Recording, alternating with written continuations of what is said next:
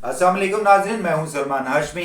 आपको अपने चैनल पे खुश आमदीद कहूंगा। आप लोगों से गुजारिश है मेरे चैनल को सब्सक्राइब करें, बेल आइकन को जरूर दबा दें। वीडियो पसंद आए तो लाइक कर दिया करें, शेयर कर दिया करें, सबको बता दिया करें कि आज की खबर क्या है, क्योंकि मैंने आपको बताई है, अब आपका काम बनता है लोगों को बताना।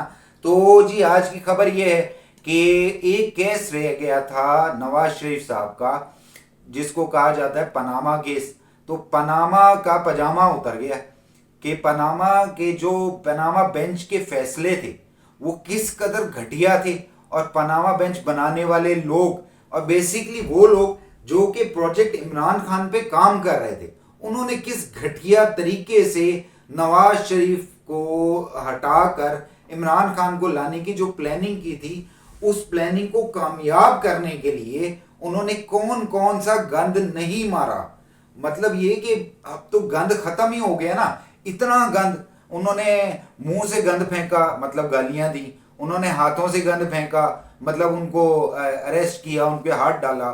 उन्होंने कौन सा ऐसा तरीका नहीं किया जिससे वो गंद डाल सकते थे, तो वो गंद उन्होंने डाला है। वो आप भी जानते हो, मैं भी जानता हूँ, नाम उनका हम लेंगे नहीं क्योंकि सब जानते हैं उनको।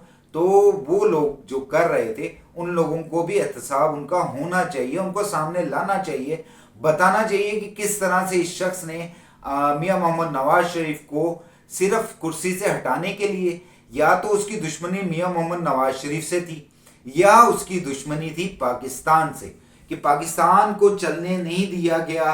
मियां मोहम्मद नवाज शरीफ को घर भेज दिया गया, बल्कि घर क्या भेजा, उसको तो कैद कर दिया गया। कैद करने के बाद उसको जो पॉइजनिंग की गई, फिर वो मरने वाला हो गया तो पाकिस्तान से बाहर भेज दिया गया।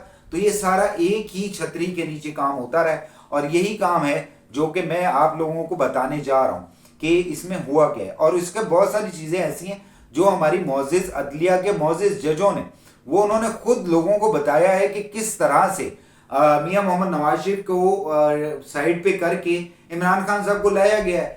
मीन्स ये कि जी हमारे खिलाफ अगर कोई केस होता है, वैसे मुझ पे केस हुए हुए, लेकिन वो जब केस होता है तो उसके जो डॉक्यूमेंट्स होते हैं जो अदालत में पेश किए जाते हैं, वो मुसद्दका होते हैं, मुसद्दका होते हैं, उन पे स्टैंपें लगाकर तस्दीक करके वो कागज जमा कराए जाते हैं।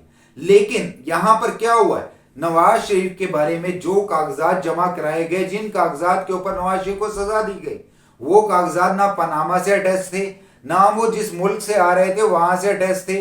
मतलब एक व्हाट्सएप, और व्हाट्सएप के ऊपर उसका प्रिंट निकाला गया। प्रिंट निकाल के नवाज शरीफ को तबाह बर्बाद करने की पूरी स्कीम बनाई गई। लेकिन जिसको अल्लाह रखे उसे कौन चखे। इन्होंने तो अपनी तरफ से पूरा काम किया, उसका बहुत ज्यादा नुकसान भी किया, लेकिन वो शख्स आज भी खड़ा हुआ है। उसकी वाइफ का इंतकाल हो गया, उसके माँ का इंतकाल हो गया, उसका सब कुछ बेचारे का लूट लिया गया, लेकिन आज भी वो खड़ा हुआ है और हम लोगों के लिए खड़ा हुआ है। और वो बताना चाह रहा है कि किस तरह से किसी शख्स को जलील किया जाता है, लेकिन जिसको अल्लाह जलील ना करना चाहे। कहते हैं ना, वो एक दफा एक जनरल साहब ने ट्वीट किया था, वह तुइज़्ज़ु मन तशा व तुज़िल्लु मन तशा। तो यही बात आज नवाज शरीफ को कहनी चाहिए कि जब नवाज शरीफ साहब से सवाल होता है ना कि जी आज ये आपके साथ क्या हो रहा है, कि कल तक जो अदालतें आपको नाअहल करने के ऊपर तुली हुई थी, और आज उनके पास आपके बारे में बोलने के लिए एक लफ्ज भी नहीं निकल रहा। यानी वो ये भी नहीं बता सक रहे कि जो कागजात थे, इवन वो अपने चीफ जस्टिस के फैसलों को डिफेंड नहीं कर रहे और उसके खिलाफ बोल रहे हैं कि जो फैसला उन्होंने दिया वो बहुत बदनीयती पे था, बददियानती पे था।